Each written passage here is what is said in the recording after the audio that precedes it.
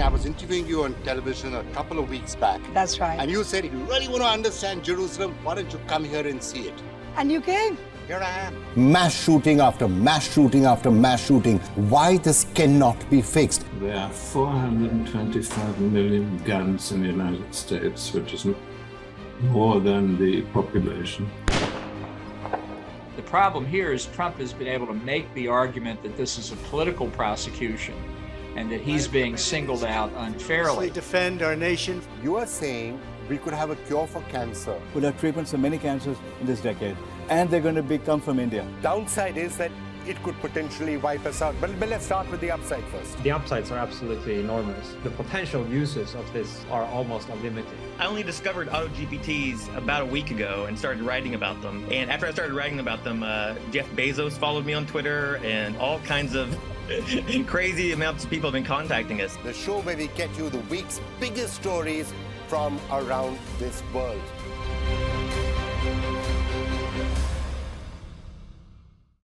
What is the India story? It's the story of the world's biggest democracy. We are developing the road infrastructure. In the end of 24, it will be equivalent to the road infrastructure of USA. We have now entered the growth phase. And I believe that the growth rate in India is going to be exponential. Two narratives of Indian story which need to be brought center stage. Every week, the India story will bring the most incisive analysis, the most authoritative voices. India will be a significant pole in the universe of AI going forward. India is walking tall, India's stature is different, India's voice.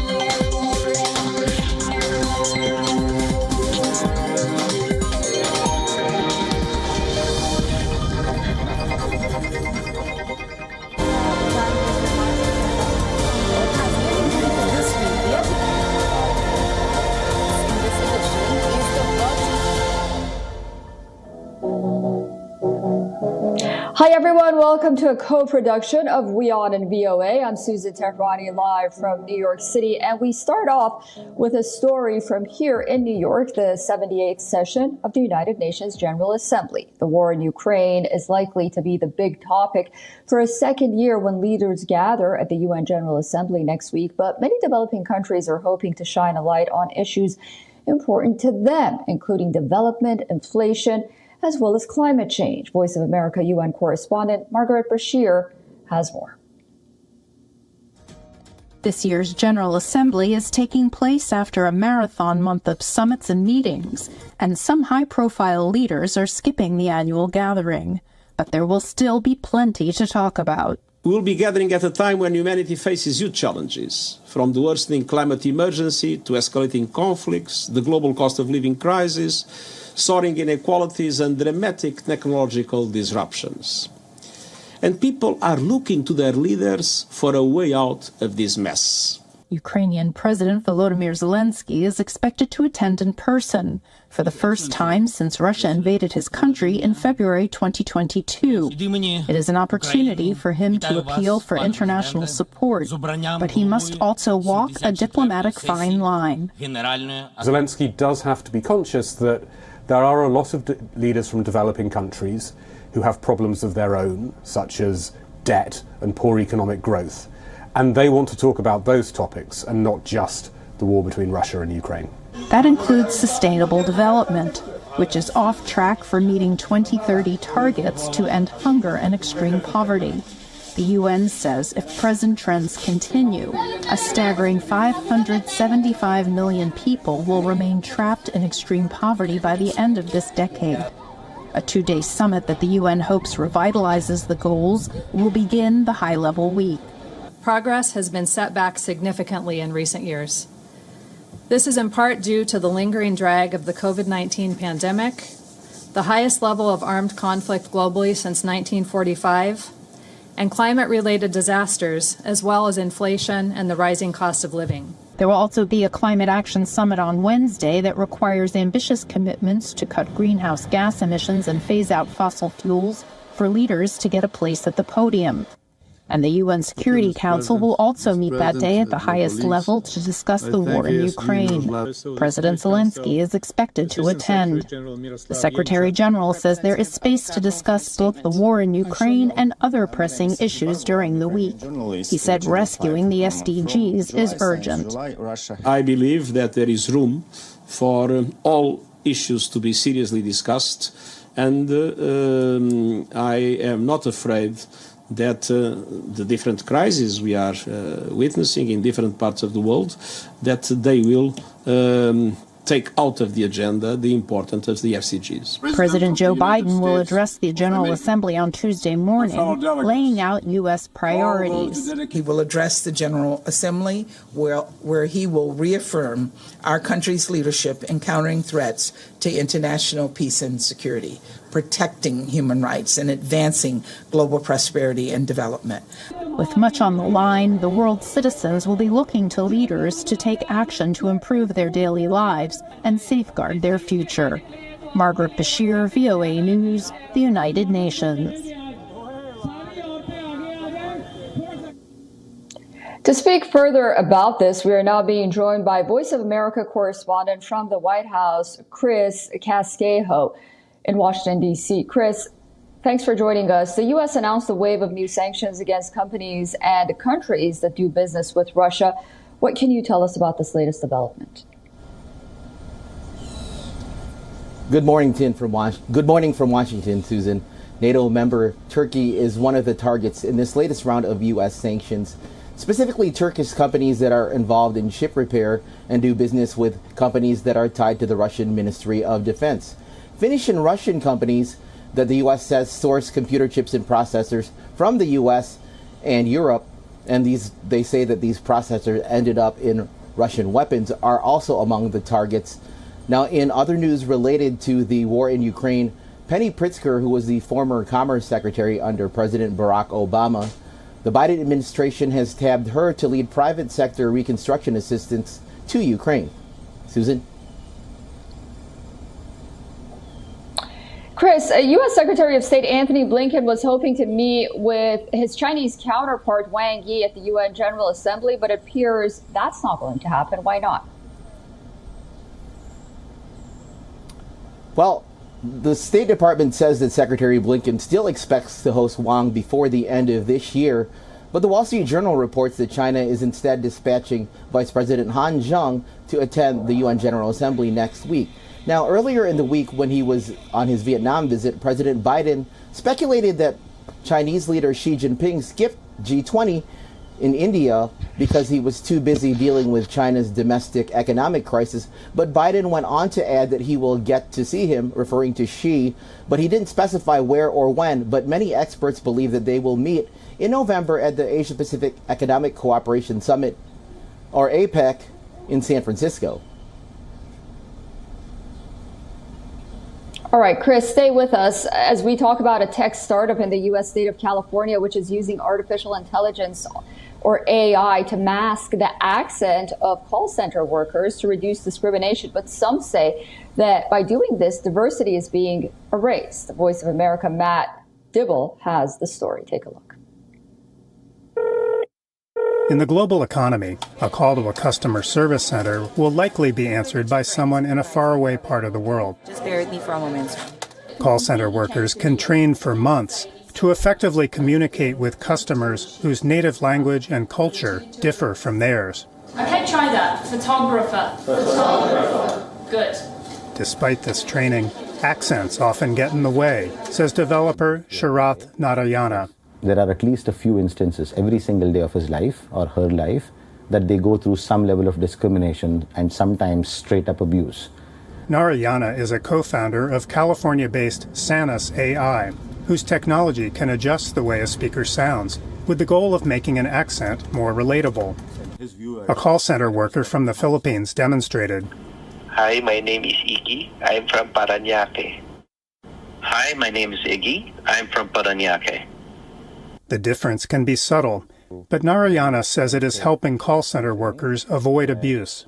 We are not trying to hide the fact that this person is from India or this person is from the Philippines, but this person would sound so clear, so confident, and so crisp that the other person would like to have a conversation. Discrimination and abuse by callers are among the factors leading to high turnover among call center workers. Narayana himself once worked in such a center, and although he doesn't excuse the behavior of callers, he says he understands what's going on. When they hear that accent, the first thing that I see is that lack of trust with this person. Hey, I've waited so long for my problem to solve. Now I'm connected to somebody that I can't relate to, or his voice that I cannot relate to. Can this person actually solve my problem? Sociologist Anish says tools like SANUS can help reduce the burden on call center agents. Anish, however, worries that it also points to what he says are dehumanizing trends in technology, namely erasing diversity. Most of our communication is mediated through some technology. But when technology starts changing your accent itself, that is transforming you into your own avatar. Now, the driving force is not developing an understanding between human beings, but the driving force is transactional in the sense that things have to get functionally done. Narayana says that of the workers with the optional SANUS system installed, 97% of them are choosing to use it every day. Because I was able to listen to one of my calls using SANUS, and wow. It looks like English is my first language, where in fact it's not. If there is a technology solution to it, where I don't have to change the way I sound, but the other person can understand me very, very clearly, why isn't it a beautiful thing? For now, the AI seems to be helping people connect. Matt Dibble, VOA News, Palo Alto, California.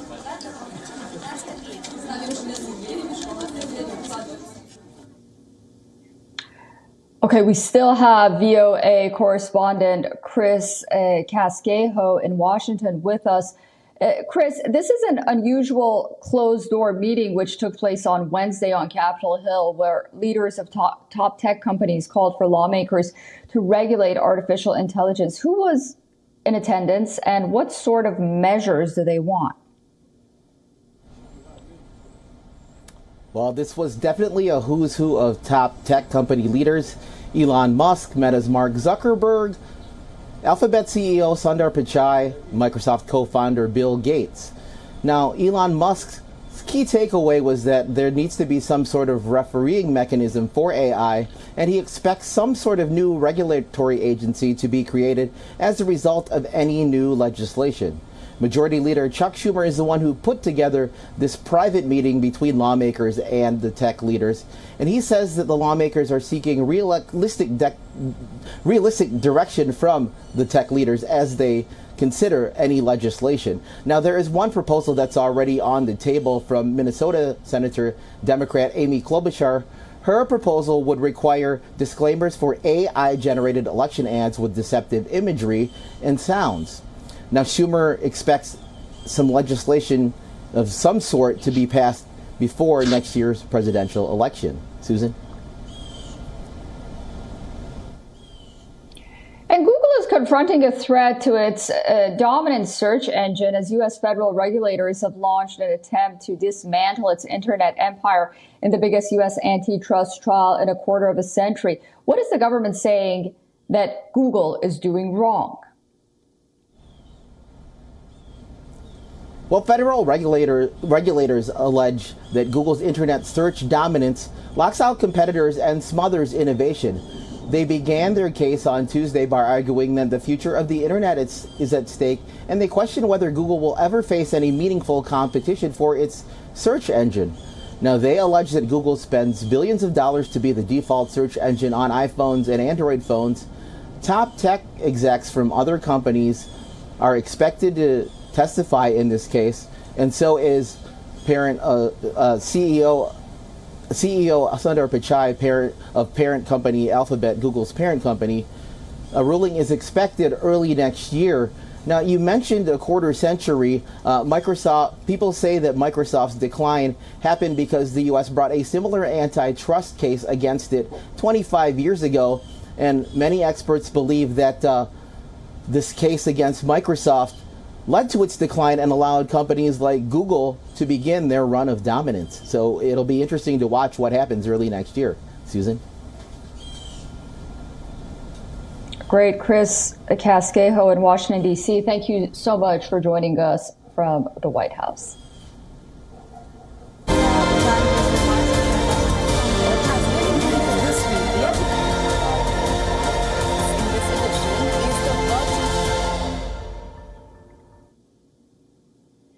It was just 3 days ago when U.S. House Speaker Kevin McCarthy formally announced that he's launching an impeachment inquiry into President Joe Biden. Now his son, Hunter Biden, is back in the headlines. On Thursday, Hunter was indicted on a criminal gun charge during a special counsel probe. U.S. District Court in Delaware filed an indictment on 3 criminal counts. These charges revolve around Hunter making false statements, 2 counts in connection with the purchase of a firearm, and 1 count for illegally possessing the firearm. As a drug addict, prosecutors have accused Biden Jr. of lying about his narcotics use when he purchased a Colt handgun back in October of 2018. Hunter Biden admitted to heavy usage of drugs 5 years ago. That admission made matters worse for him. This will be the first time that a sitting president's child has been prosecuted. If convicted, he could face up to 25 years in prison, along with a fine of $250,000 for each charge. Hunter is simultaneously under investigation for a slew of questionable business dealings and also tax evasions of more than $1.5 million annually between 2017 and 18.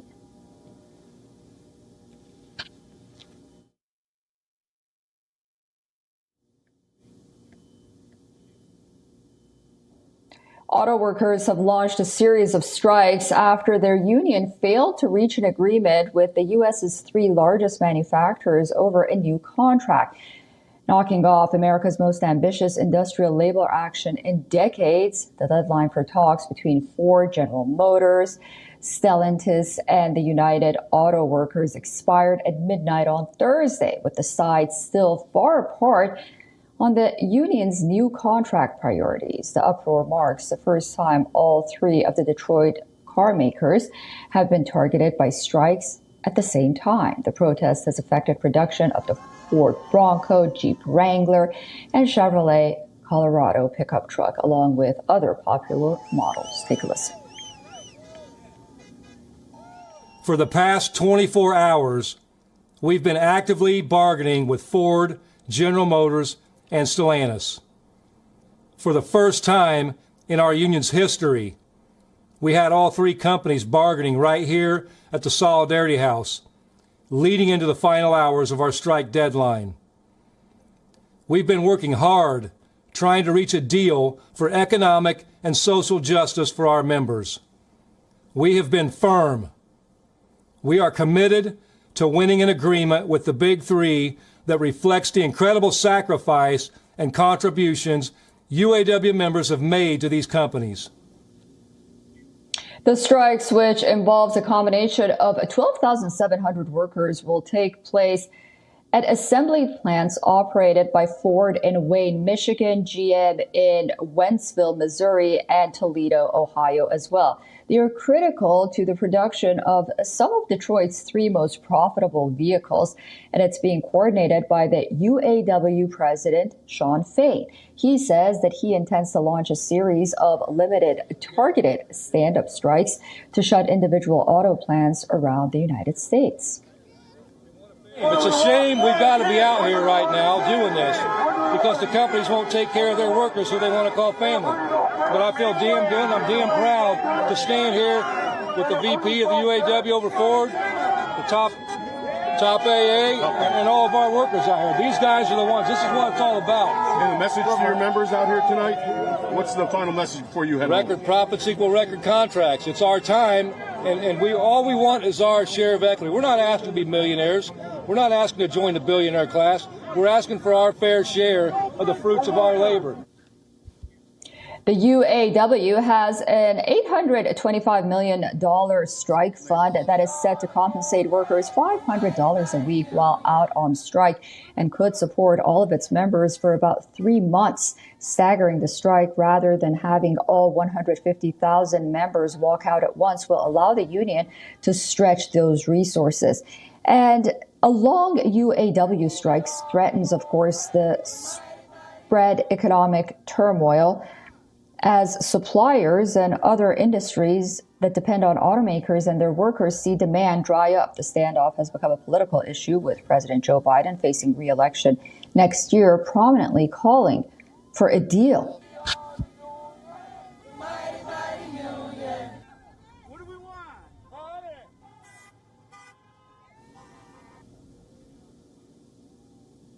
China has sanctioned 2 U.S. defense companies, Lockheed Martin and Northrop Grumman, for supplying arms to Taiwan. In a press conference, China's foreign ministry spokesman said that the punitive measures are being taken under the country's anti-foreign sanctions law, further adding that the arms sale was a dangerous move in violation of China's sovereignty and security interests. 不顾中方坚决反对，执意向中国台湾地区提供武器，严重违反一个中国原则和中美3个联合公报规定，严重违背国际法和国际关系基本准则，严重损害中国主权和安全利益，在武装台湾的错误危险道路上越走越远。 The spokesperson named Lockheed Martin Corp's branch in Missouri as the prime contractor, claiming it sold arms to Taiwan on August 24th, and added that Northrop Grumman repeatedly participated in the sale of weapons to Taipei. This is not the first time that China has imposed sanctions on American companies for the sale of arms to Taiwan.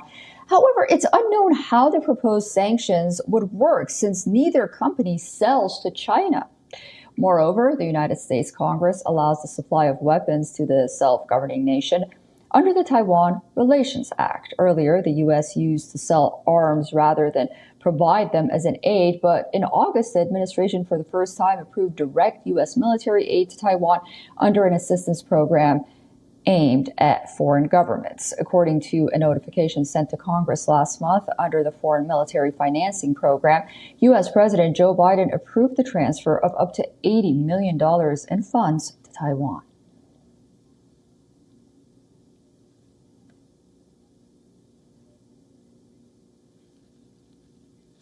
China has often been slammed for the invasive technologies and surveillance practices that it carries out, but it seems the tables have now turned. China's National Computer Virus Emergency Response Center and Chinese Internet Security Specialist Keyhole 360 Technologies are claiming that they have identified many U.S. National Security Agency personnel responsible for launching cyber attacks on a leading Chinese aviation university, and they're calling the spyware, quote, second date. The Chinese claim that it is the United States of America, NASA, who are to be blamed for the cyber attack. The software has malicious functions, including eavesdropping, hijacking network traffic, and in certain malicious codes.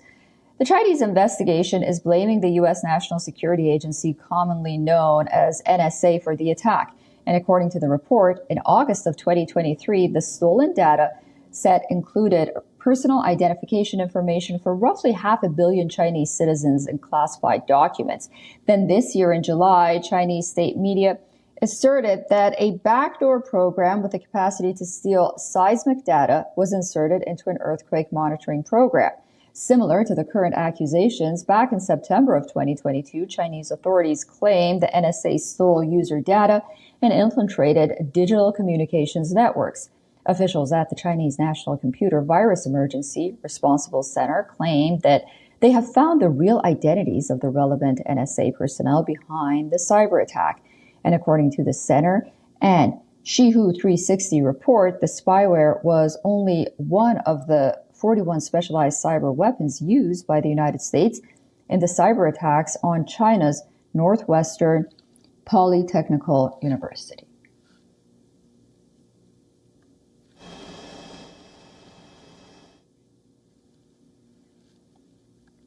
And finally, wrapping up, a 17-year-old Sikh student was knocked, punched, and pepper sprayed after an altercation at a public transit bus. The incident occurred in British Columbia's Kelowna. The Sikh student was pepper sprayed by another person after exiting a public transit bus on his way home. There was an altercation aboard the bus before the assault, and both were deboarded off the bus. As per reports, two individuals approached the student and first barred his entry onto the bus. After letting him board, then the two began to threaten him with a lighter and record him with their phones. The altercation took place after both the students were deboarded. Now, the local police is investigating the matter and recording witness statements to assess if the incident was racially motivated or not.